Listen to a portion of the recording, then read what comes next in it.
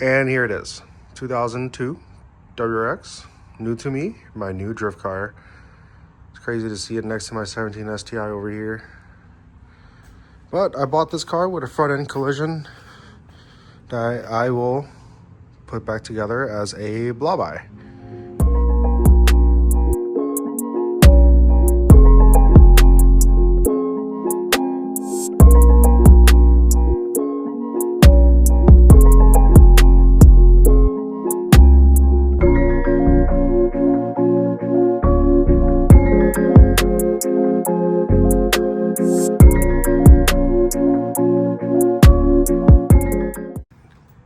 Alright, hood is open.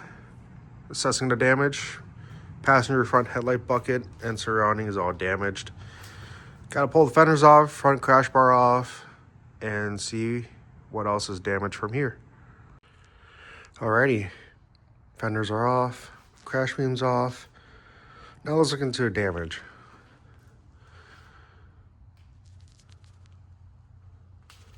Looks like it's all damaged right there. Driver's side's perfect. Frame rail's perfect. Plan of attack. Move the power steering reservoir out of the way, ABS module out of the way. We'll move the intake out of the way.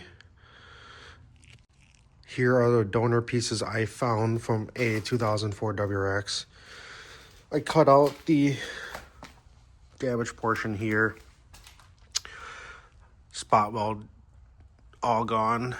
I think that's what I'm going to attack here, is all the spot welds here. So that means we have a lot to remove left over.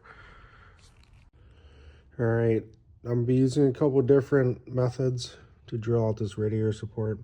Small pilot drill bit, spot weld drill bit, and one of those. With my drill, I marked a couple spots where I want to get the spot welds drilled out. See how this goes.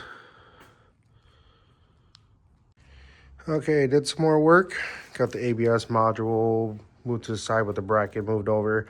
Power steering reservoir is now propped to the side. The new trim piece laid on top. Make my guesstimates here.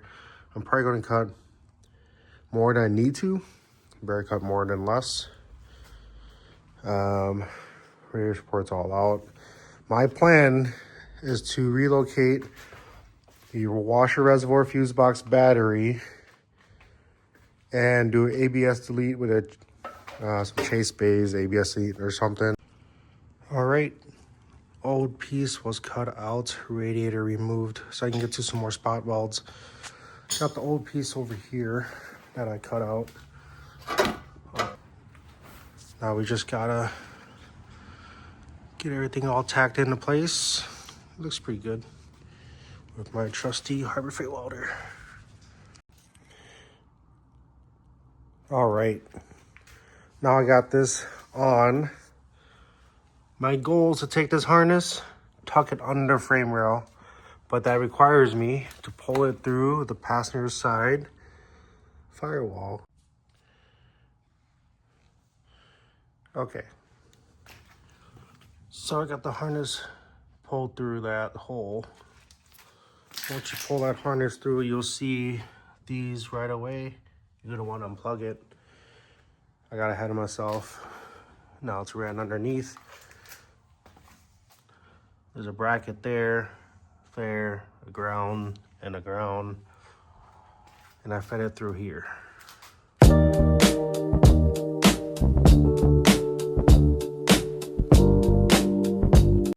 Harness is all up. Gotta get the upper radiator support on and weld it in.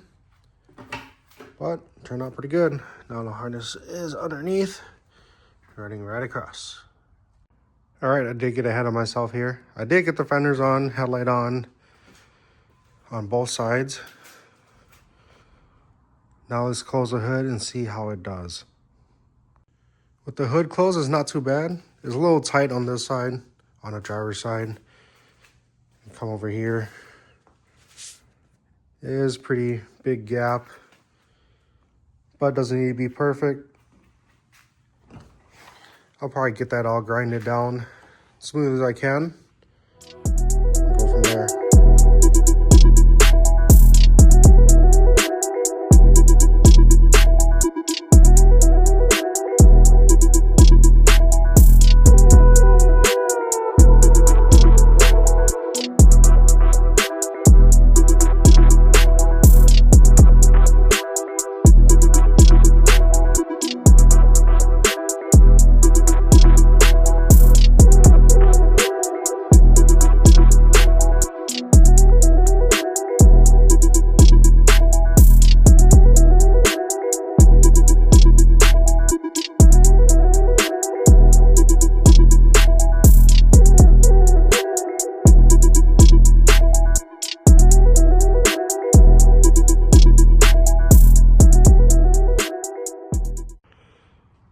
Got some primer filled down, welded up. Welds are pretty, but you know what? They hold. Sometimes may be good, sometimes may be shit. All right, for the headlight part, don't do anything I did here. This is all just test purposes. But for the passenger side, you connect the blue wires together. That's how I did them. And the blue wires go all the way down to the red with blue stripe. High beam is a solid red, goes all the way to solid red, no stripe. And the yellow goes to yellow. And then for the turn signals, you just match the colors up with the 04 harness.